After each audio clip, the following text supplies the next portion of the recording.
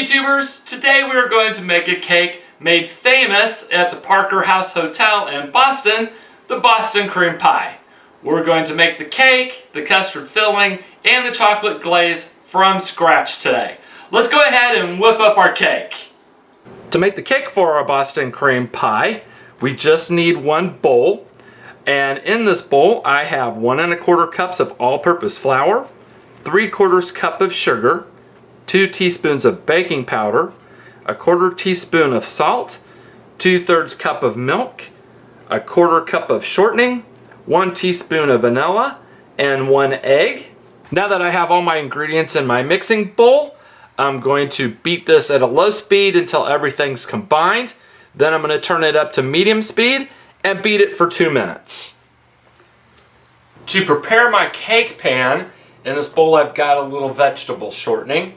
And you want to make sure you spread plenty around the bottom of your pan. Once I have my vegetable shortening spread at the bottom of my pan, I'm going to add an 8-inch round of wax paper. And I'm going to put some vegetable shortening over that. You don't need to flour it, but do not skip this step, otherwise you're going to have a hard time getting the cake out of the cake pan. Now we're going to bake this at 350 degrees. This is an 8-inch cake pan and it's going to take 35 to 40 minutes. If you're using a 9-inch cake pan, it's going to be 25 to 30. You want to bake it until a toothpick inserted into the center comes out clean. Now we're ready to make the custard filling for our Boston cream pie.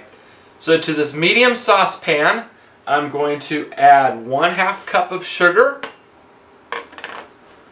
3 tablespoons of all-purpose flour, and then I'm going to stir in 1 1/4 cups of milk. Once I have that thoroughly combined, I am going to take this over to the stove and I'm going to cook it over medium heat until it starts to boil, and then I'm going to let it boil for 1 minute and we're going to stir constantly throughout that whole process. Now that our milk and flour mixture is done, I'm going to go ahead and add about 1/4 cup to this bowl that has a slightly beaten egg in it. I'm going to add it somewhat slowly, stirring well. We're basically tempering our egg here because we don't want the egg to cook. We're going to add it back into our custard. Now that we've tempered our egg, I'm going to add it back into our saucepan here, and I'm going to take it over to the stove and I'm going to cook it on medium heat, stirring constantly until it gets nice and bubbly. I've taken my mixture off the stove and now we're going to mix in 1 teaspoon of vanilla and 1 tablespoon of butter. We'll stir this up well and then we'll transfer it to a different bowl, cover it with plastic wrap, and put it into the refrigerator to cool. My cake's cooled completely and I've gone ahead and split it into 2 layers using my new handy dandy cake leveler I got. If you have problems like I've had in the past of getting your cakes nice and level, you might think about investing in one of these. I paid less than $7 with shipping for it. It's by a company called Mrs. Anderson. So you might check that out. Our custard's cooled down. Now we're ready to put it onto the bottom layer of our cake.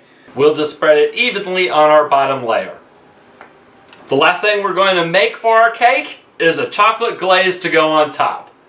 To make the chocolate glaze for our cake, I've got 1 ounce of unsweetened chocolate and 2 tablespoons of butter that I'm just going to add to this small saucepan. Now we're going to put this on low heat on our stove until everything has been melted. Our chocolate and butter is melted, and to it I'm going to add 1/4 teaspoon of vanilla, a pinch of salt. Don't ask me what a pinch of salt really measures out to be. Now I'm going to add 1 cup of powdered sugar along with 2 to 4 tablespoons of milk. And we want it to be a spreadable consistency, but we want it to be a little runnier than the buttercream for sure. We want it to run down the sides of the cake a little bit. Our glaze is done, so we're ready to spread it on top of our cake here. We're going to press it out to the edge, and we want it to kind of go and flow down the sides just a little bit. Here you have our Boston cream pie. Be sure to wrap this in plastic wrap and keep it in your refrigerator until serving time, because you've got that custard layer in the middle of the cake. Thank you for watching our video on how to make the Boston cream pie. Please join our channel. We'll see you back next time.